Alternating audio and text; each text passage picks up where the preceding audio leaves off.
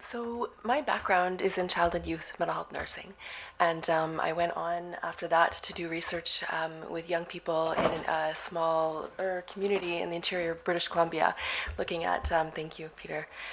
how their broader environment impacts their mental health using photo voice. And in that research, one of the main themes that they identified was money and economics and how that impacted not only their self-worth, but their peer relationships. And I ended up following up on that theme within my PhD studies at UBC within the School of Nursing.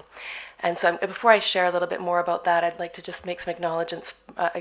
first. And then also just acknowledge that I'm currently teaching population health promotion at Vancouver Community College in Vancouver. So before I start to share about the research and the findings, I'd like to acknowledge the young people that participated in the study and that shared so openly with me about these broader dynamics that are impacting their mental health and well-being. Also my supervisory committee and the funding that supported this work. So I thought I'd start off by highlighting the prevalence, I'm going to go over the literature review and the research methodology and findings, and then also implications for health equity, indicators, and multi-level mental health promotion initiatives. I thought I'd start off by sharing some of the prevalence rates of mental distress for young people today. According to a World Health Organization 2014 report, depression is the leading cause of illness and disability, and suicide is the third leading cause of death for young people between 10 and 19 years of age. And now while we know that socioeconomic factors have a strong influence on children and adults' mental health, for youth,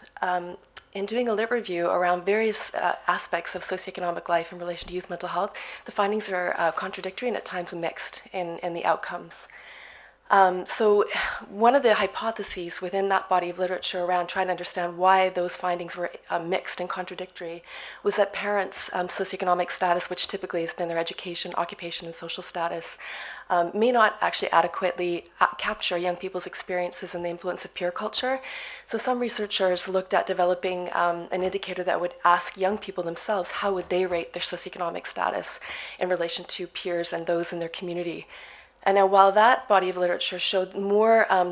some studies found a stronger association between socioeconomic factors, young people's perceived socioeconomic status and their mental health outcomes, there were still mixed and contradictory findings. Some studies found that higher perceived socioeconomic status resulted in higher substance use, and that was similar to other studies that have found that higher income neighborhoods have been associated with higher levels of distress.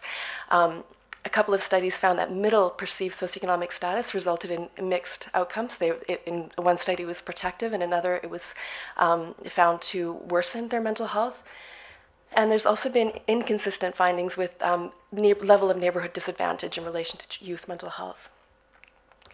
So we might conclude that socioeconomic factors don't have an impact on young people's mental health. But when you look at the qualitative research that's looked at young people's perceptions of the meaning of mental health and what impacts their mental health, young people have identified various factors and aspects of their socioeconomic environments that impact their mental health, some of which haven't been identified and studied within the previous quantitative research. And these have ranged from money, financial concerns, access to material resources, education-related concerns, so school workload pressures and trying to find balance in their lives, fear of not obtaining future employment, concerns about their built and natural environments, and also the impact of corporate media and advertising on their mental health and sense of self-worth. And we've also had research that looks at the level of economic inequities both within a school context and in community neighborhoods. That's also been shown to be more strongly associated with youth mental health outcomes.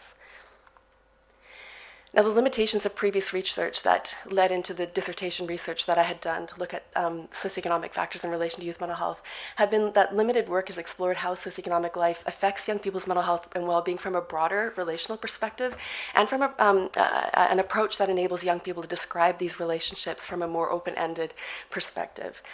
There's also been a lack of attention to exploring what are the implications for mental health promotion initiatives and how do we actually address challenging socioeconomic dynamics in relation to youth mental health within the mental health system. And then finally, the previous literature and research also tends to not acknowledge the contested nature of mental health and socioeconomics, which can be defined in various different ways. And there's a body of literature critically oriented that's looking at deconstructing how mental health is taken up in certain ways that may limit a broader perspective on it. So I wanted I drew on a critical qualitative research approach that enabled me to explore young people's perspectives and then also to be able to be reflexive about these assumptions that we can make in this kind of research. And the main objectives of this research study, this PhD dissertation research study, which will look at deepening understanding regarding the ways that our broader socioeconomic environment impacts young people's mental health and well-being, and also their process of seeking to realize their mental health and well-being in their day-to-day lives, as well as to identify opportunities for developing mental health promotion initiatives that address the challenging aspects of their socioeconomic lives, and then also more specifically look at how do we enable a full realization of their mental health within our socioeconomic context. So I drew on and I'm not going to get into, I just wanted to acknowledge, I'm not going to get into the research methodology too much here and would refer you to the dissertation, and I'm happy to explain more in the question answer period after so that I can get into sharing more about the findings. But I will just acknowledge that I used a Hegelian Marxist historical dialectical approach to inquiry, and essentially engaged up to 30 young people in several interviews, up to 36 interviews with these young people. I gave them the choice around how they wanted to meet with me, and so they chose a mixture of individual, dyadic, and small group dialogues with me. And I assumed that understanding mental health and the ways that socioeconomic factors from a critical perspective, so also deconstructing and paying attention to the assumptions and how they were playing out, would be reflected within young people's descriptions of these experiences, as well as mental health policy documents. And I assumed that mental health policy documents would be a more explicit representation of dominant ideas and how we're currently understanding mental health and how socioeconomic factors influence mental health. So what I did was I initially, through the first phase of the research, engaged young people in exploring these experiences and relationships with these young people, and then I compared their experiences to a close reading of 2 provincial mental health policy documents in Canada. And then I wanted to look at how these relationships were playing out for young people, as well as how mental health policy documents and programs, mental health policies and programs and initiatives were being positioned in relation to young people and broader socioeconomic processes. And then, in turn, to look at the implication for change. Now, the approach that I drew on to wanted to acknowledge it opens up the possibility of exploring multiple relationships in socioeconomic life. And it has a core assumption that an analytic attention to contradictions and how these contradictions are playing out offers opportunities for analyzing the potential for social change. And in this case, I was looking at analyzing their reflections in relation to the mental health policy documents in terms of implications for change within mental health programs. So here's a visual depiction of the process of data collection and analysis. First phase, engaging the young people in various dialogues. I also used documentary photography for some of the young people that were interested in using visual methods in expressing their ideas, and then compared it to 2 provincial policy documents. So there were 4 main and interrelated findings. The first 3 findings focus in on deepening understanding of young people's mental health in relation to the broader socioeconomic environment, how current capitalist dynamics challenge their mental health and well-being, and not only challenging their mental health needs, but also limiting their ability to influence these broader dynamics that are impacting their mental health so powerfully. The final aspect that I looked at, and I will be sharing with you, is how young people are seeking to realize their mental health within these broader dynamics, and then look at how that compares to mental health promotion policies and programs, and then the implications for change. So one of the central findings in this research is that, similar to other previous research that shows that the impact of income levels off at a certain point, several young people in the study, most of them talked about how wealth-oriented economic dynamics challenges their mental health in various ways, that wealth does not guarantee mental health and in several core ways challenges their mental health. Several young people identified that there were core needs that money enabled access to through enabling them to gain access to resources, and that is what was ultimately important around money and income. It wasn't money and income itself that enabled their mental health. And similar to what other young people shared with me, one young person shared with me that it's like a threshold, that money enables mental health to a certain degree, but beyond that, to quote him, he said it just feeds on itself like greed. So when I was reading through their reflections and looking at some of the common patterns and in their reflections, the other thing that stood out for me is that for young people across the socioeconomic spectrum, and I engaged 30 diverse young people between 15 and 28 years of age that represented, about half of them were female, half of them were male, and represented very diverse social locations in terms of their ethnic backgrounds and then also the socioeconomic. So these young people ranged from homeless young people through to upper income young people. What I found so striking was that through their reflections, they identified these 8 common needs that seemed relevant to all of them, regardless of their socioeconomic position. Now, the first 3 that are not, well, the first main one and foundational need that wasn't a surprise to me was the need for survival, to have their basic need for survival met. But what did strike me is that young people across the socioeconomic spectrum expressed a yearning to have that basic need met, to have enough income to meet their basic survival need in order to enable them to meet their other interrelated mental health needs. Now, mental health needs that they identified that, again, are not surprising is the need for self-worth and self-determination, to have a sense of control and influence over their thoughts and behaviors, as well as their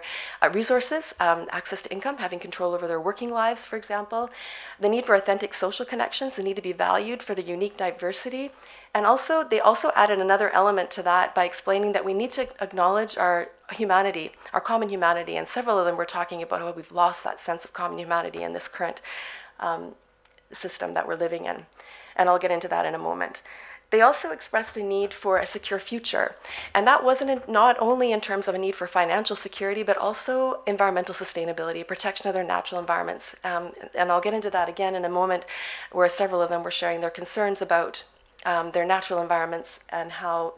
they're worried about not having access to resources with the increasing threats to their natural environment and their anticipation for increasing competition over these resources into their future.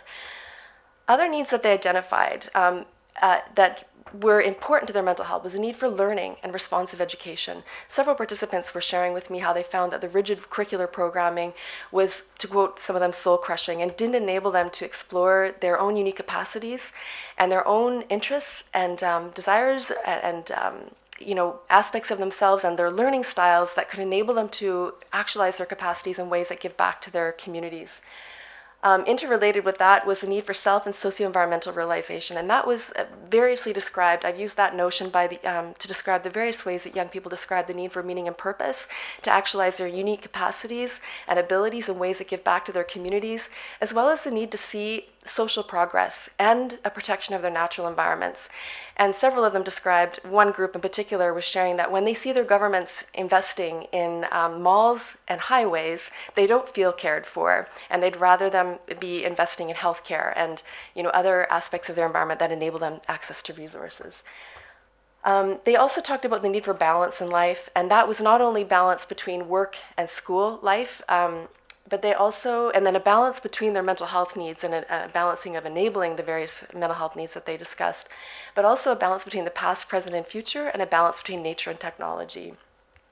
And the final need that I found came forward in reading through their transcripts was this need for inspiration and perspective in life. And that came forward variously through the descriptions of nature when they saw and were exposed to nature within urban slums, as well as being exposed to green areas of their built environment, being exposed to the natural environment. It helped them to gain perspective on their lives, as well as helping them to have a sense of happiness, peace, and awe, and appreciation for the beauty of that. It helped to ease troubles and hardships. One young girl took a picture of aspects of nature when she was living in what she described as the urban slum, and how that helped to ease the pressures and the struggles that she faced in her day-to-day life.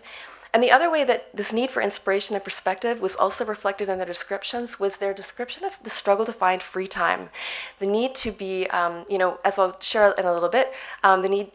to work low-wage jobs and trying to succeed in schooling, and all the various pressures that they were facing to meet their basic need for survival left little time to take a step back and to be able to breathe, to quote one of them, and to have more opportunity to get perspective on what's important in life. One of the young women shared with me, she was a 23-year-old young woman who was sharing with me through tears about how she was always engaged in this mundane aspect of life, trying to make enough money to pay her rent and not having time to have space to come to terms with the suicide of her sister, for example.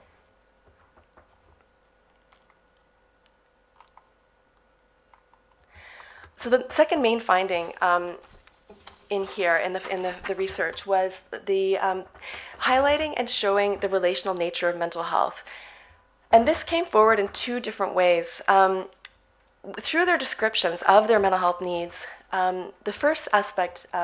that helps to really acknowledge the relational nature of their mental health is that when one mental health need was met, it enabled other mental health needs. So their mental health needs were very much interrelated. And then when their mental health needs were met within their socioeconomic, the socioeconomic processes that they were participating in their schooling life and their work lives, that kind of thing, they experienced positive affects that enabled them to engage more fully in that. They also described how, so there were two types of relationships that they entered into. When their socioeconomic processes enabled them and their needs, they described feeling more motivation and happiness and engaged in socioeconomic life more fully and engaged in the synergistic relationship. When their needs were threatened, for example, these two young people who were homeless and were struggling to find work, they described experiencing stress, of course, and depression and anxiety, insomnia, which made it hard for them to participate and to continue getting out trying to look for work and to participate in these socioeconomic processes to try to access money to meet their basic needs. And they entered into contradictory relationship with these socioeconomic processes.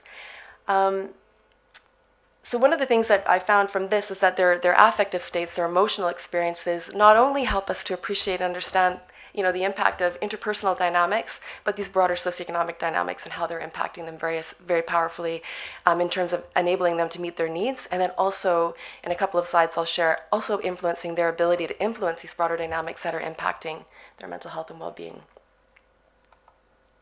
The third main finding looks at highlighting how various capitalist dynamics, and there were four that was standing out for me as I was reading their transcripts, that challenged their mental health in various ways. The first two dynamics were the private production and wealth orientation of socioeconomic processes that resulted in insecure access to income for young people across the spectrum again. And so what I found so striking from their descriptions, again, from young people who were homeless through to young people who were of upper income backgrounds, they were all struggling to access money to meet their need for survival, and then their interrelated needs to varying degrees depending on their insecure access to income and resources. So for example, young people who were working low-wage jobs described working to go to work and having little time beyond working low-wage jobs to pay their rent and meet that basic need in order to realize other mental health needs. Young people who were engaging in entrepreneurship described various struggles, getting income to start up a small business, and then trying to seek an ongoing income, an ongoing client base, an ongoing income stream, and the ongoing insecurity of that path. There were also young people who described their turning to post-secondary education and facing various social pressures as well as pressures from their parents and teachers to access post-secondary programs that would increase their chances of gaining access to high-income jobs. And these various approaches limited their ability to engage in realizing their own unique capacities because they were focused so much on trying to find good-paying jobs that enabled them to meet their basic need for survival. The second main dynamic was the endless economic growth and the worries that that created for them in relation to the threats to their natural environments. As one of them described, the worry about the buy dump culture that they're living in, the worry about climate change, the worry about ongoing pollution, resulted in worries about their access to resources into their future and resulted in a lot of insecurity around that. And then it also threatened their need for inspiration and perspective. This young woman here in the middle picture took a picture of these leaves behind chains, and she was sharing about the Hunger Games, the movie The Hunger Games, and imagining the world looking like that into the future with the worries that she was expressing around climate change and pollution, and expressing how she would never ever want to live in that kind of world. Wealth-oriented notions of success, or to quote the young people, what they described as the capitalist brainwash, is a notion that I've used to describe the individualistic, wealth-oriented nature of the social norms that they were being exposed to. And the young people described various ways that upper class income, individualistic notions of self and success that they were exposed to in media and marketing resulted in them comparing themselves to what they were seeing in the media and marketing and their peers. And if they didn't, so the degree to which they were represented in those norms that were represented in media and marketing, they resulted in them feeling like shit, to quote one of them, if they didn't match those ideals, and then also worried about not being able to fit in with their peers. And the worry about being excluded in peer cultures when they didn't represent those broader norms that they were being exposed to on a day-to-day basis. The three other ways that they were exposed to these wealth-oriented norms was through social media, and they described how social media, Facebook, for example, is a way that magnifies social comparison dynamics. So, seeing pictures of their friends being posted on Facebook and comparing themselves to their friends, that was an aspect that magnified those broader notions of wealth orientation. And then they also felt the pressure from their parents and their teachers to succeed in schooling in order to increase their chances of getting a good paying job. And they acknowledged that while their parents and teachers meant well and wanting them to do well in this insecure economic environment, it also created competitive pressures in schooling, and it prevented them from following their dreams and being able to study and learn what they really wanted to in order to actualize their capacities and strengths. So a couple of examples of that, young people sharing with me how their parents threatened them if they didn't do good in school, they were going to end up homeless. To another group of young people that were sharing with me, a friend of theirs who ended up committing suicide because she really wanted to pursue acting, and her parents were pressuring her into academic programs, and she ended up getting a B on one of her assignments and ended up committing suicide because she was too afraid to tell her parents of her poor grade. So significant pressures, not only from their parents and teachers, but the other way that,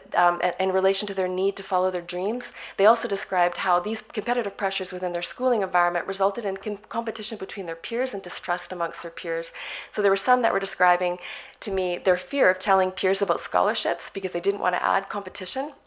in their peer relationships as they were striving to access post-secondary educational programs. And they also described how they knew that even if they did access post-secondary ed programs, it didn't guarantee them a job. And that is aligned with reports in Canada where between 25% and a third of young people that graduate from post-secondary education programs don't end up in fields of their study. The final dynamic that they described that challenged their ability to connect with peers across economic differences were the economic inequities and the growth of economic inequities that we're seeing in our world today. And this again was another aspect that I found striking, that both young people who were of income were struggling as well as young people of lower income. So we of course know that young people who are low income fear being excluded if they don't have money to participate in social life or to access status-based goods like the latest iPhone, cool clothes, that kind of thing. But young people of higher income expressed feeling guilty when they had more money than their peers who didn't have enough money for them, and expressed feeling frustrated because, and as several of them identified, that because we've monetized social life, you need money, to quote several of them, you need money to do anything in community life. So if their lower income peers didn't have enough money, they couldn't engage with them.